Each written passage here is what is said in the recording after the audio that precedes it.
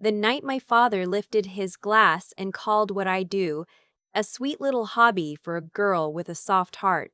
I was sitting so far from the head table I could hear the dishwashers running behind the kitchen doors. Table 14. The one shoved against the service wall, half behind a column, where the catering staff cut through with their trays.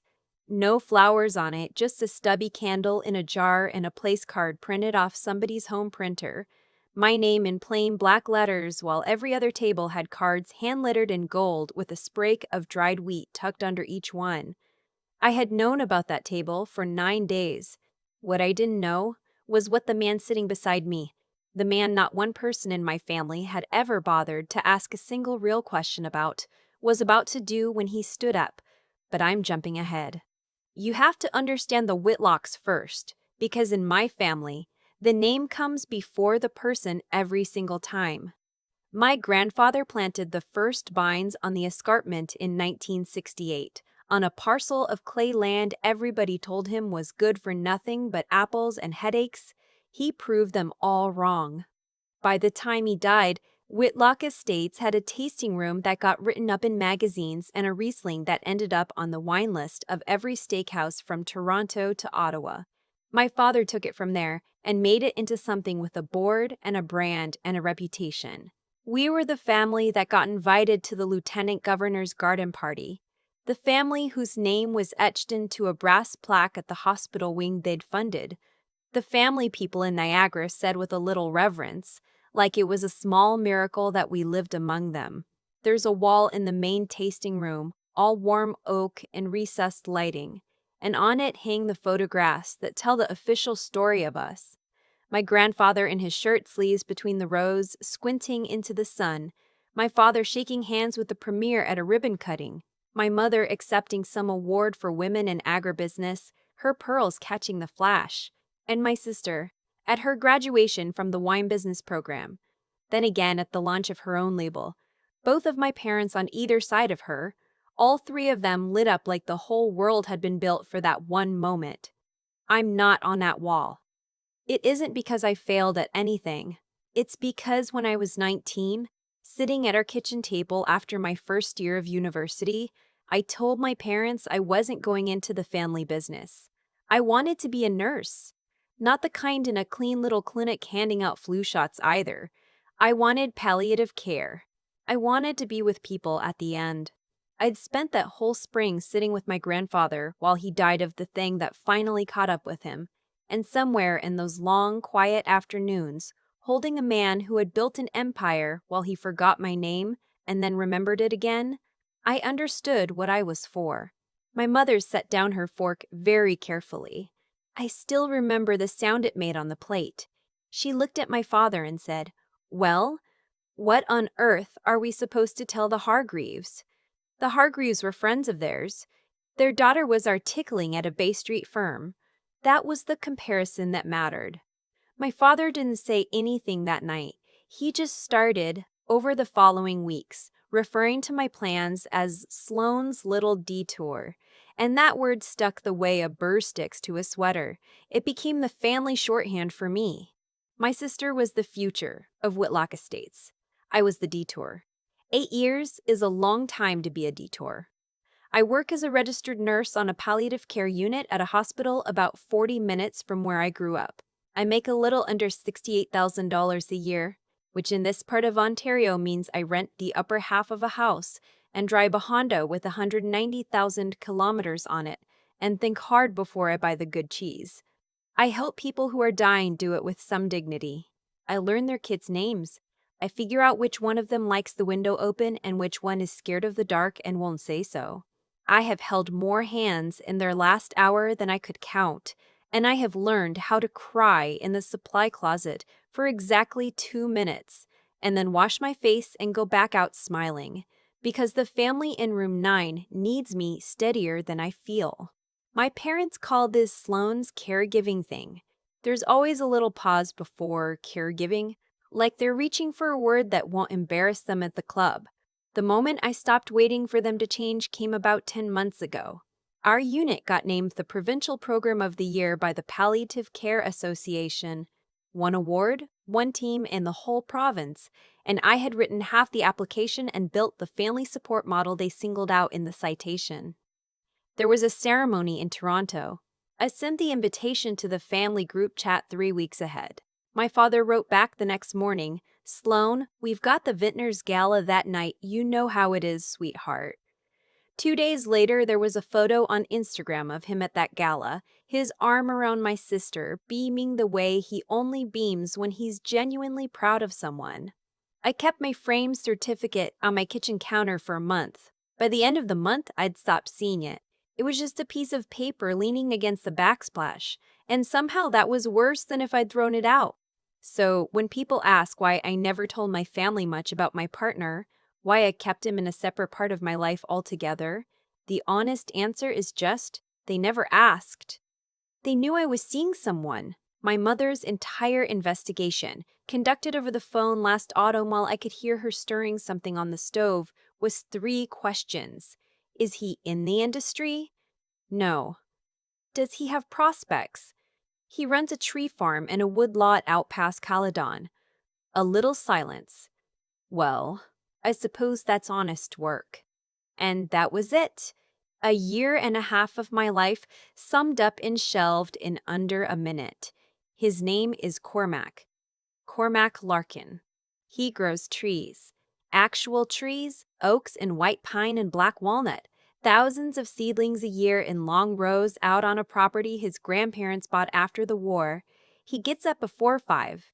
He can tell you which corner of which field floods in March and which stand of cedar is ready, and which one just needs another decade of being left alone. He drives a 15-year-old pickup with a tailgate that you have to lift just so or it won't latch, and there's always a thermos rolling around the cab and mud on the floor mats. The first time I met him was at a winter farmer's market in a town I'd never been to, in a community hall that smelled like wood smoke and pie. I'd stopped for a hot cider and ended up talking to the quiet guy at the table selling jars of his own maple syrup for 40 minutes. He asked me what I loved about my job, not what it paid, not whether it was secure, or whether I'd thought about going into management. What I loved. I told him about a woman I cared for that week, 81, who had asked me to help her write a letter to her estranged son, and how on the Thursday she dictated the whole thing in one breath and then slept like a child. He listened to that story like it was the most important thing he'd heard all winter. He wasn't exactly what he looked like, though. There were little things. A phone call he'd step outside to take, and through the window I'd see him standing very straight, talking in a voice I didn't recognize, the voice of a man chairing a meeting. A thick document on his kitchen table once, bristling with sticky notes in his own handwriting. The words, "Board Resolution" and "Fiscal Year End" visible before he slid it under a flyer. A line I caught on his laptop while he was making coffee. Something about a memorandum of understanding with the Conservation Authority and a dollar figure with a lot of zeros after it. I asked him about it exactly once. He said it was an old project, nothing interesting, and changed the subject so gently I let it go. Not because I wasn't curious, because it didn't change anything that mattered to me. He saw me. That was rarer than any answer he could have given. My sister's engagement party was held at the Marsh House, a restored stone estate up on the bench with a courtyard and a long sloping lawn that looks out over the vineyards toward the lake. My parents had booked it nearly a year out. There was a string quartet on the terrace and a tower of couplasses and waiters in white jackets carrying trays of our own sparkling. My sister, Margot, was marrying a lovely, soft-spoken structural engineer named Elliot. And Elliot's father was the reason my parents had spent what they spent, the Honorable Jeffrey Marsden, a retired senator, former chair of the Federal Committee on Rural Health, an officer of the Order of Canada, the kind of man whose presence at your daughter's engagement told everyone in the county that you had arrived all over again. Cormac and I came on time. He wore a charcoal jacket over a dark sweater, no tie. I wore a deep green dress I'd bought myself. Not the pale blue thing my mother had couriered to my apartment 2 weeks earlier with a note that said it was more in keeping with the palette of the evening. My parents met us at the door. My mother's smile pulled tight at the corners when she saw the green. My father gave Cormac a single nod, the kind you give the fellow who parks your car. I'd found out about the seating 10 days before, by accident. I'd driven up to the house to drop off some things, and the side door was open, and my mother was on the phone in the kitchen, her back to me, her voice crisp and efficient. Sloane and her guests can go at the back table, the one by the service entrance. Print there's plain. They won't be part of the introduction line, so don't worry about them for the photographs. I stood on the step for a full minute without moving. I wasn't shocked. I'd spent 8 years explaining away smaller versions of exactly this. What got me was how easy it was for her, how administrative. They won't be part of the introduction line. Like I was an item that didn't need to be itemized. I told Cormac about it that night. He was quiet. Then he asked if I wanted to just skip it. I thought about it for real. And then I said no. I needed to go. Not to prove anything. I just needed to see it once, plainly, with my own eyes, and then I'd be done. All the way done, the kind of done you don't take back. He was quiet again for a moment. Then he said, "Okay, I'll be right beside you." Table 14 was exactly as advertised. Far corner, half behind a column, 2 meters from the swinging doors where the staff came and went with the trays. 1 stubby candle, 2 printed cards. Up front, tables 1 through 6 had those hand-lettered gold cards and little bundles of wheat and votives in cut glass. The senator sat at table 1 between my parents, easy and warm, his silver hair catching the light from the chandelier they'd had trucked in for the night. He glanced our way twice in the first 10 minutes. Both times, his eyes touched Cormac and moved on, the way you scan a room. The third time, he stopped. I watched it happen across the whole length of that courtyard. First, a small frown, like he was trying to place a melody. Then, a stillness.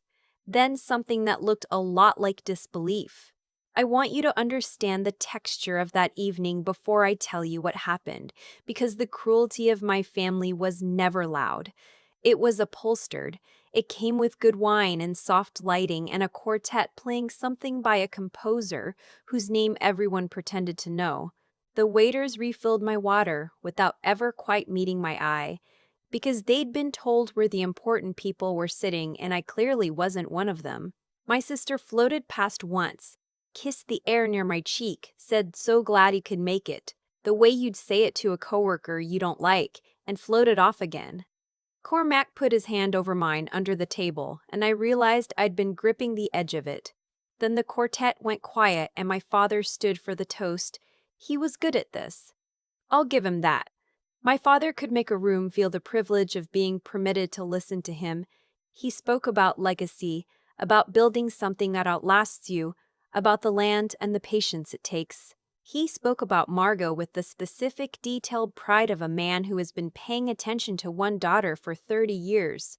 She has never once chosen the easy road, he said, and the courtyard murmured its approval, and I thought, distantly, that it was a strange thing to say about a person who had been handed a label, a mentor, and a marketing budget on her 22nd birthday. And then his eyes moved to me, and his voice changed into the warm, indulgent register he saves for the part of the evening where he gets to be magnanimous about his lesser child. "My younger daughter Sloane took a different path," he said, lifting his glass an inch in my direction so that 60 heads turned to follow it. "She's in caregiving, nursing, very hands-on. I'm told it's tremendously rewarding." He let the sentence sit there, hanging exactly long enough for the chuckle. "And she's brought her young man, who I understand grows Christmas trees, is it? Out in the country somewhere." A few people laughed, the easy laughter of folks who know which way to laugh. He looked right at me, and the smile under his eyes was a beautiful thing, polished to a shine. "Still happy out there in the bush, sweetheart?" I didn't answer him. I picked up my fork and ate a bite of the salad I hadn't touched, because my hands needed something to do and I'd be damned if they were going to shake where he could see. Beside me, Cormac set down his glass and stood up. The room registered it the way a room registers a door opening behind you. A small shift in the air. Heads turned, not sure yet why. And at the same instant, up at table 1, the senator rose too, slow and deliberate. A man of 70-odd getting to his feet, and began to cross the courtyard. Everyone watched him do it. They watched the most decorated man at that party walk the whole length of the lawn toward the back table, the one by the kitchen doors, with an expression on his face that made my father's smile slip for the first time all night. "Cormac," the senator said, stopping at our table. His voice was low, but the courtyard had gone so quiet you could hear the dishwashers again. "I thought that was you. I didn't realize you'd be here." He looked at me, then over at my parents, who had both half risen out of their chairs. "Forgive me, Warren," he said to my father. "I didn't make the connection." My father said very carefully, "Jeffrey, you know this man." The senator looked at my father for a long moment, and I recognized the look. I've seen it on the faces of people deciding how much truth a room can hold. "Know him," he said at last. "Warren, this is Cormac Larkin. He's the chair of the Larkin Land Trust." He paused to let that mean nothing to my father, which it clearly did. $43 million in conservation easements. Wetlands, Carolinian Forest, the watershed that feeds half the wells north of here.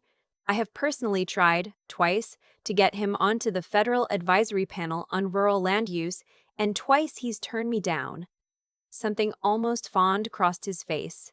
He says his work is in the ground and not in a boardroom in Ottawa. He glanced at Cormac, then back at my father, and his voice cooled by a precise degree. He's also, for whatever it's worth tonight, the reason 3 rural health clinics between here and Owen Sound still have their doors open. His trust's community fund. I sat on the committee that reviewed the grants. His eyes came to rest on me. "I expect you know more about that than I do." My father opened his mouth. Nothing came out of it. Cormac spoke then, and he didn't raise his voice, because he never has to. "I didn't come here tonight to make a point," he said. "To the courtyard, as much as to my family. I came because she asked me to, and because she is the most quietly brave person I have ever met. She works 12-hour shifts sitting with people on the worst day of their lives so that they aren't alone for it. She does it for no recognition and no thanks. And she has spent her whole life in this family, being treated like a footnote at the bottom of someone else's page." He turned and looked at my father directly. "You had 18 months. You never once asked me my last name. That's not an oversight, sir. That's a measurement, and it tells me exactly what you were weighing me against." He sat back down. The silence after that had a weight to it, like the air before a storm finally breaks over the lake. And then I stood up. My legs weren't entirely steady, but when I opened my mouth, my voice came out level, and I was grateful for that. "You've been saying it for 8 years," I said to my parents, not always out loud, but in every seating chart, every time you reached for a word for what I do and settled on caregiving. Every time you introduced Margot and then paused before you got to me, like you were deciding whether I was worth the breath. My mother was looking down at her hands. My father was looking at me like he'd never seen me before. "I'm not standing up here to perform some big speech," I said. "I just came to see it clearly, one last time, and I have, so I'm done. Then folding myself up small enough to fit the space you've left for me at the back of every room." I looked at Cormac. "We're going home." We walked out across that long lawn with 60 people watching and not one of them saying a word, past the tower of glasses and the quartet that didn't dare start playing again, and out into the cool dark where his old truck was parked crooked at the end of the gravel, because he's never once worried about how it looks. He opened my door first, the way he always does. We didn't talk until we were down off the bench and back on the concession road, and then I started to laugh, and then I started to cry, and he just reached over and held my hand and let me do both. Here is the part where, in the version my family would prefer, I soften, where I let time do its gentle work, and we all sit down, and the music swells, and I forgive them, because that's what good daughters do. That isn't what happened.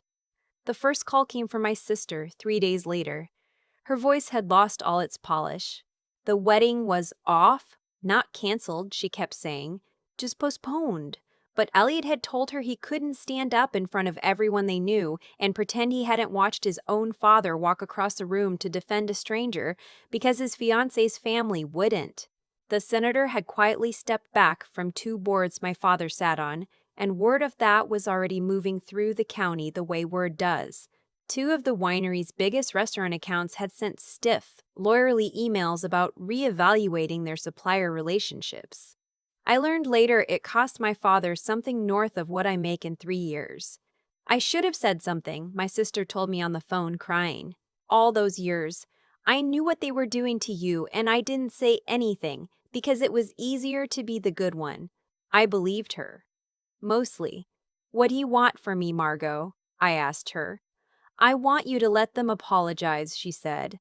I want you to let them apologize, she said. I want this to stop.